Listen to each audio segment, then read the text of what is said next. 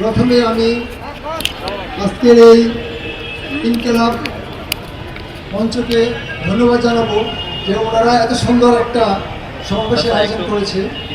জুলাই পিলখানা এবং শাপলা গণহত্যার বিচারের দাবিতে এবং আওয়ামী ফেসিবাদের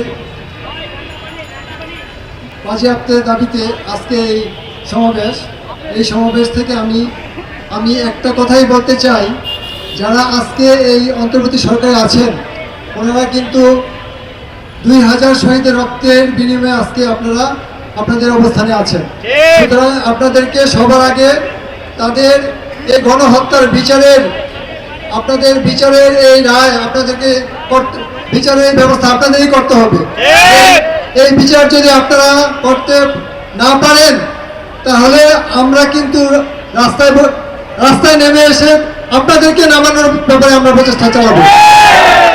আর পাশাপাশি আমি বলতে চাই যে খুনি হাসিনার বিরুদ্ধে রেড অ্যালার্ট জারি হয়েছে আজ থেকে প্রায় 3-4 মাস আগে। এখনো আমরা হাসিনাকে আনানোর ব্যাপারে কোনো রকম পদক্ষেপ রাষ্ট্রপক্ষ থেকে দেখতে পাচ্ছি না।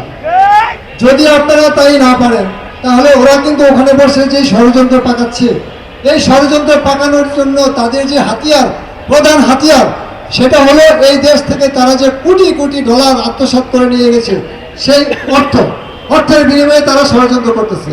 তাদেরকে যদি আনতে নাই পারেন তাদের সমস্ত সম্পত্তি বাজেয়াপ্ত করে রাষ্ট্রীয় কোষাগারে জমা করেন, তাহলে ওদের মেরুদণ্ড ভেঙে যাবে।